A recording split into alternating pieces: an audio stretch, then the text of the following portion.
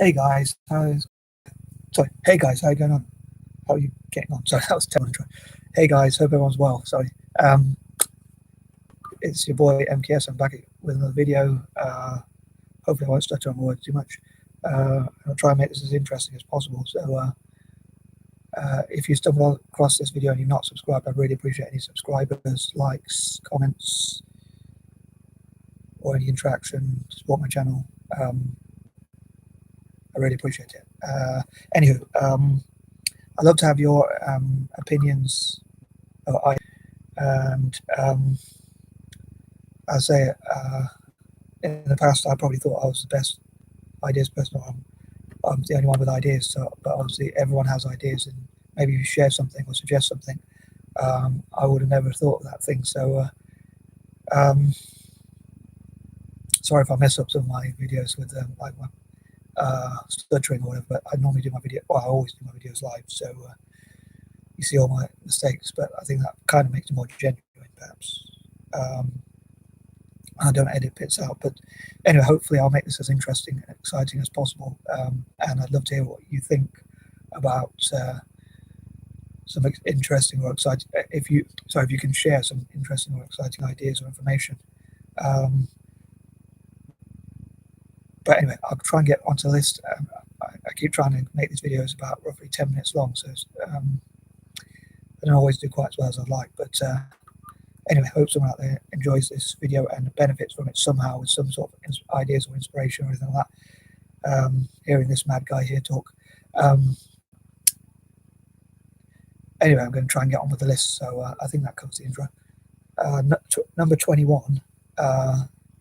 Apparently, in the past, India and China at various times, from what I've read or heard, I don't really read much, but from what I've seen online, were the richest countries at some point in time in history. And a lot of people say where we're going now is towards India and the Chinese economy competing with Western economies, or even overtaking them in many cases, is really what we're going back to history. I think I keep saying I'm not I haven't really read all the Bible, but I think people say like where we were before is where we will return. So it's, some people say there's almost like biblical prophecies as well about how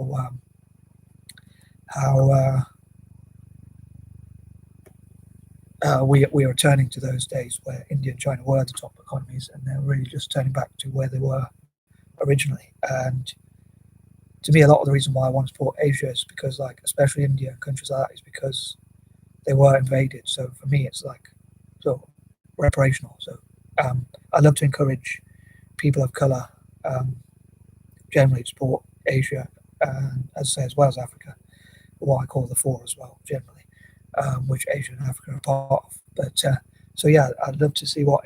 Also, I'd love to encourage Asian nations to learn from the history of economies and to take heed of those lessons, so that they can learn pitfalls to avoid, and also the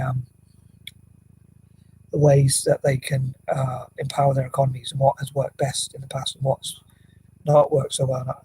Another thing that is, I would love to create companies like the East India Company, but this time, like in the past, the East India Company, ironically, like I'm an Anglo-Indian chap, so it's like kind of both of my backgrounds in a way, but in the past it was used to benefit Britain at the expense of Indians who did most of the work and made very little of the money, probably just enough to survive on, and decimated India's economy. But I'd love it now to be created like an ironic form of justice, where it's, and maybe Anglo-Indians, especially in India itself, can have a role in that, but and maybe even Anglo-Indians around the world and Eurasians around the world, in terms of supporting Asia and visiting Asia, including India, and how it can help India to trade.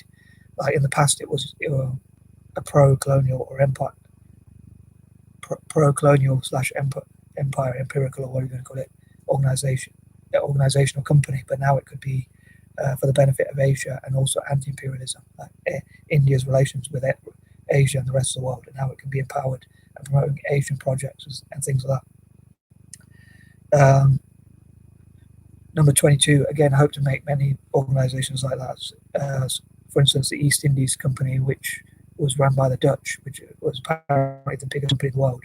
But in the past, I'm sure that benefited Holland, or the Netherlands, or whichever term you prefer. But now I'd love it to benefit those countries that were colonized by the Dutch by helping them to network together, and Asia to perhaps host anti-imperial networks. And other times in the year it could be, and other months it could be African nations hosting such events in the future.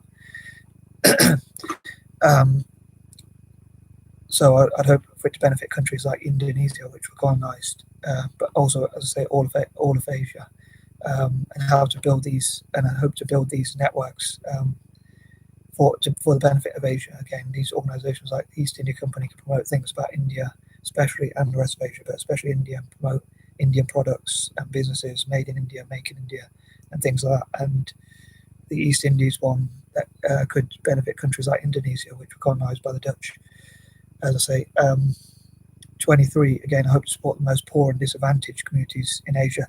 The projects I have wouldn't, if they work to the best of my, if I manage to achieve my goals, it would be to benefit everyone in Asia, from the poorest to the richest, so even millionaires and billionaires, and raising their profile. But it would also look to seek to support those in poverty or those with problems, disabilities, physical, mental, or learning disabilities, people from slums, orphanages, poorest backgrounds, and tackle poverty as well. So it would help people at all ends of the spectrum somehow.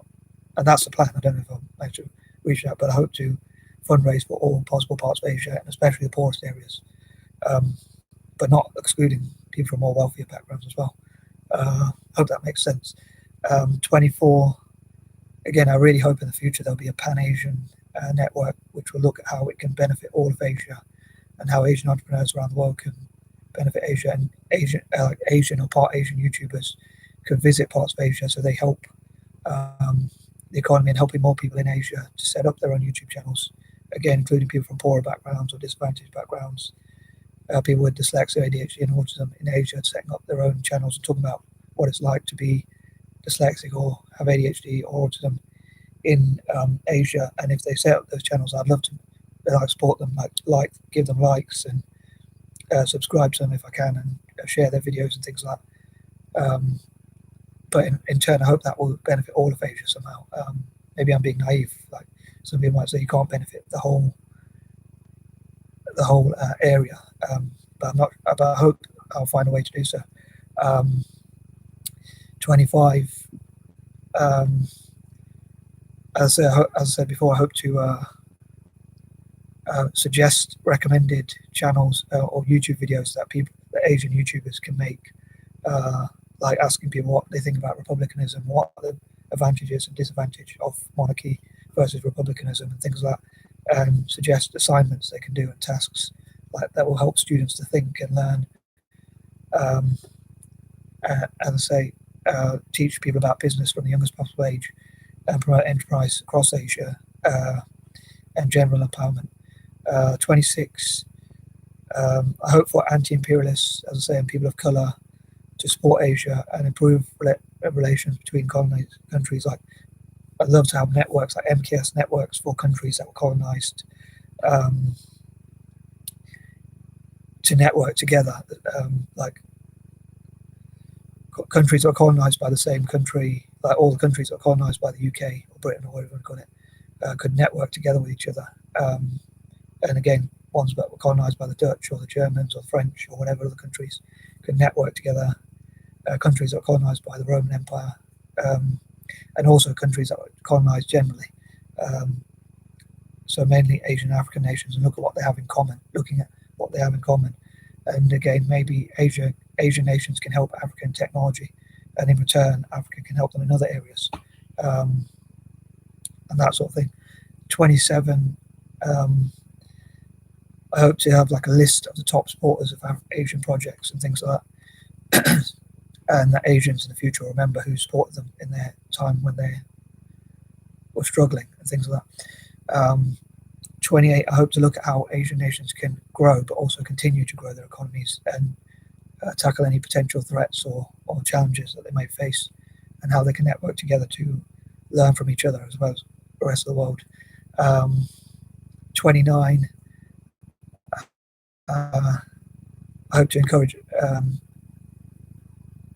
as many people as possible, as I say, especially people of colour or people who support justice, to network with Asians, and empower and support Asian economies, philanthropists, and NGOs and things like that to support such groups. And 30, um, my goal for this work, I really hope to, like a lot of time I focus on these sort of things and wanting things to be a certain way, but I really hope to learn how to achieve those goals, like what my goals are, and think about what my vision is in a more clear way. So like how what the goals are. So for instance, to empower Asian economies and empower people from Asian backgrounds, especially in Asia itself, and again how we can best do that, and how I can put my goals and ideas into practice to achieve the desired outcomes. Hope that makes sense. So once again, apologies if I didn't manage to think of any new ideas or anything like that. But as ever, I'd love to hear your opinions, and hope I did at least a half decent job. So I think that covers everything. Peace and love.